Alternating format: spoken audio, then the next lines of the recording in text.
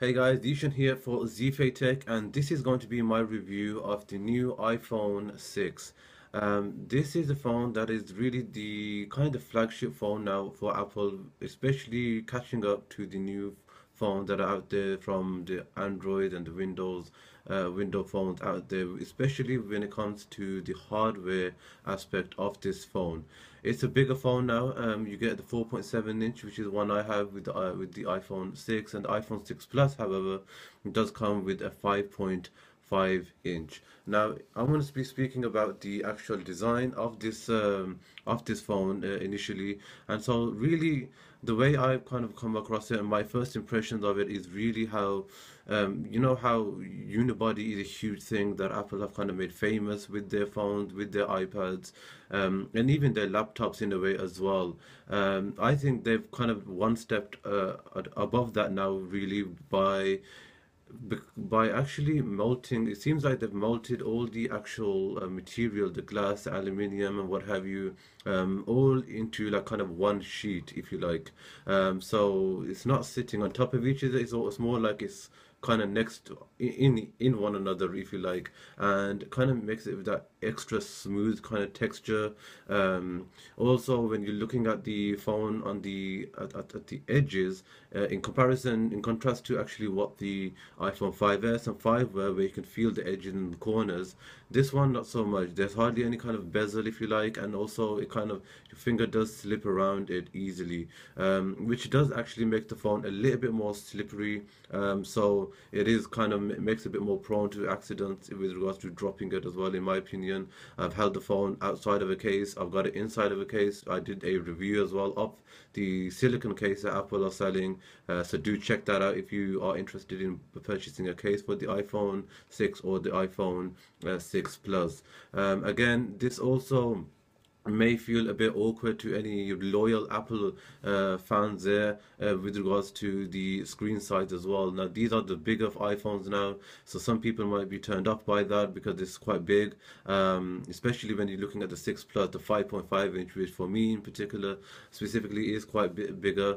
It does fit in your pocket, depending on what kind of trousers you're wearing, but it does fit, especially the iPhone 6. Actually, the iPhone 6, to be honest with you, for most people, you can get used to very well, very quickly, very easily as well.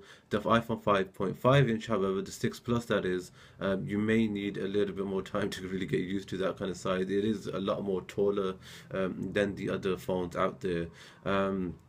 Again, using a case on this phone will be of great help as well. Kind of removes, kind of sorts out some of the things that may make you feel apprehensive, really, in actually getting this phone. For example, the protruding camera, which kind of sticks out of out of the phone, really. If you put a case on it, it kind of sorts that problem out, so your phone doesn't actually hit your camera doesn't hit the ground first, should we say, or the table first when you put it down. Now, that is made out of a good quality. I think it's sapphire, I believe, the lens that is. So I don't think it'll break easily. It's not that kind of thing where you put it down. You can be quite a little bit rough if you had to be rough. I don't think it'd be a huge problem there. So now let's get straight into talking about some of the other features or the buttons on the actual hardware side of things. Touch ID is still obviously there at the bottom, where you can turn the phone on, and actually it seems to, for me personally, my experience is that it kind of works a little bit better, in the sense that you probably less time. Before, you had to give it maybe 1.52 seconds, before it kind of came on.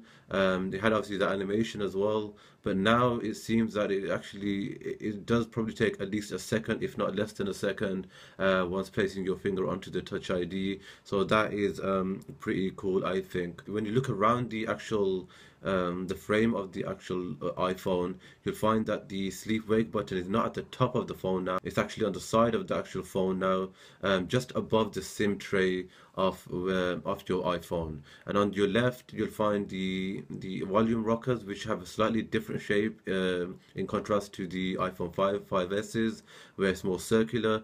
These ones a bit more longer, more cylinder kind of shape. Again, That's because it's obviously a bigger phone, a longer phone, kind of helps with that. The mute button is still there as well, so that's still in the same position.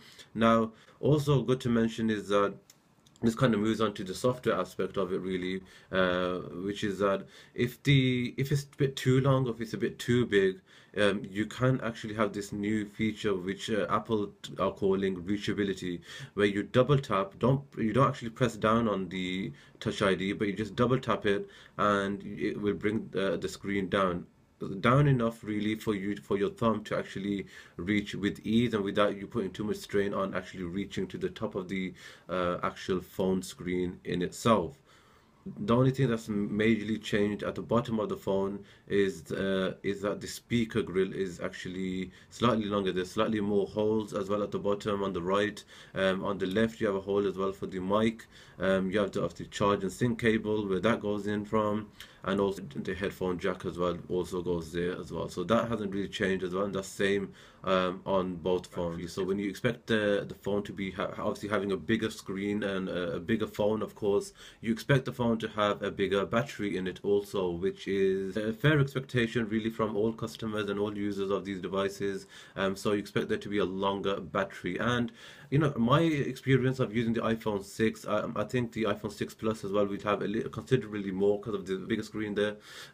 So when using the iPhone 6 in particular, I feel like it does actually last me the whole day, no problem. But there is that feel and there is that need and necessity of actually charging the phone before you go to bed, so you do have that full charge in the morning. Now I just spend about a minute or so speaking about the actual cameras on the new iPhone 6 and the iPhone 6 Plus, but more specifically on the iPhone 6 here. It still rocks out with the 8 megapixel, which is kind of somewhat of a letdown, but it doesn't mean that the iPhone won't take great pictures. There are other additions that Apple has also given. It will have a f2.2 aperture as well, so when you are taking these pictures and videos in low light situations, it can really help as well. There's also some more focus as well, pixels with optical image stabilization as well. More specifically, that can be accessed on the iPhone 6 Plus only. So that basically means when you are taking those videos and you're walking while you're taking the video or you're running, it won't look that unsteady at all. It just smoothen it and make a more stable kind of image there for you. There is also some extra features as well that you can find in the actual camera itself, which is, for example, time lapse, which is a great feature that I normally would download an app for, and a free app actually is called Lapse It. So if you want to try that out, you can as well. I've also done a review on that, but that's also something that's something that Apple has included in their camera. In addition to that, they've got slow mo. They had actually slow mo already introduced in the previous iPhone, but now you can record from 120 or 240 frames per second. So you know, if you're recording a slow-mo, it kind of just makes that picture look really cool, and sometimes makes a lot of videos seem a lot better, and also has incorporated a timer as well. So if you're on your own or something like that, or if you're taking a group photo and you want to be in it, you can access that. I think something like 3 to 5 to 10 seconds as well. So definitely that's a nice touch from the new cameras as well. I think it's also important to mention as well the FaceTime camera, the camera that kind of faces you, I guess the AKA selfie camera. That is still actually 1.2 megapixel. It's kind of a disappointment. I think Apple can actually, you know, incorporate a better camera with more megapixels in there. If you're looking at the HTC One M8, the Samsung phones, the Moto G3, I believe it's called, that phone as well. A lot of those phones have something like 3 megapixels, 5 megapixels on that particular camera, the selfie taking camera, should we say. So I am kind of disappointed. Everything else is pretty much the same. The aperture is still the same, f2.2. But other than that, I wish there was an improvement on that from Apple's end.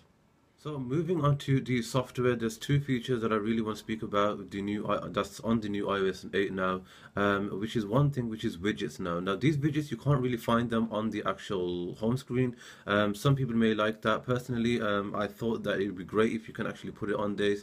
Having these bigger screens, it would be fantastic to be able to put a clock or a weather app or something like that.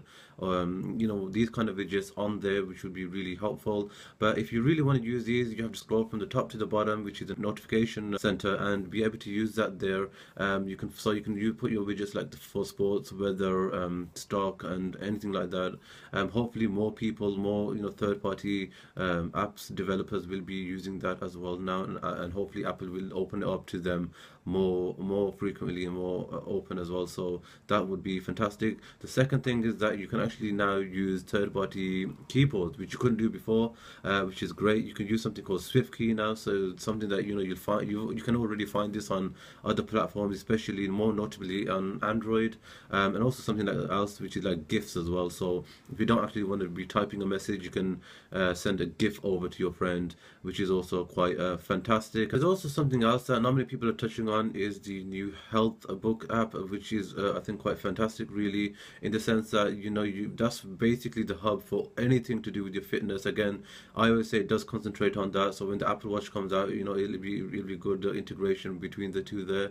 I also do like the little feature there where God forbid that you actually are in an accident and you're in the emergency room, the doctor can actually look at your phone and access some of your medical information there, which is quite good I think, and quite helpful in that respect as well. There's also something else called family sharing as well, which is quite cool as well, in the sense that if you have an iOS device and some of your family members have it, you can actually share up to 6 people your music, your some apps, some gaming apps, and other things like that. So that's quite useful as well. It kind of saves that kind of money and time as well, so that's quite great. So in conclusion, guys, I think this phone it can be a good really upgrade for anybody really. So it doesn't really have that one feature where I feel like it has that kind of effect where Siri did a few years ago when that came out. There are some obviously great upgrades and some great additions to it.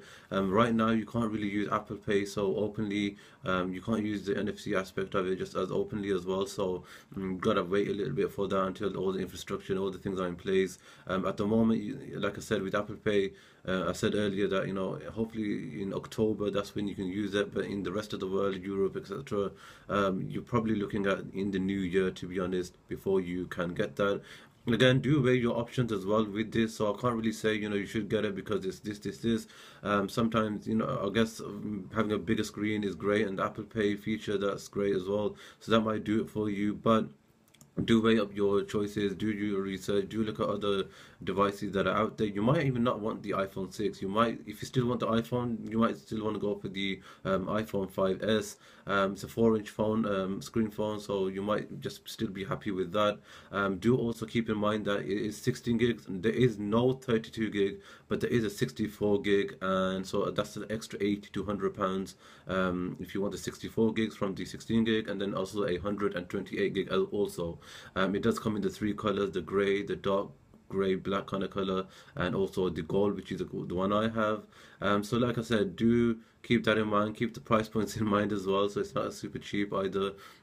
So all in all, I've enjoyed it. I think as all the different features and all the extra additions that you can get with this phone, from the iOS software, iOS 8 aspect of it, to the hardware, etc., bigger screen, better camera, slightly better camera, Apple Pay, all of these included. It'll be a great addition as well with the Apple Watch when that comes in the new year as well. So if it's an upgrade for you guys, do let me know down below. If it's not, tell me why. Do comment down below. Do give this a thumbs up if you enjoyed this review. Do subscribe as well if you haven't already. I do so much more content as well. There'll be more gaming as well, more how-to, more reviews on accessories, which is also important. I did a review as well on the Apple Silicon case, which I mentioned earlier, and also I did the unboxing of the iPhone 6 as well. The links will be down below, so do catch those there. So thanks for watching, guys. Do follow me on my Instagram, Facebook, and Twitter as well for more updates. And thanks for watching, and I'll see you in the next one.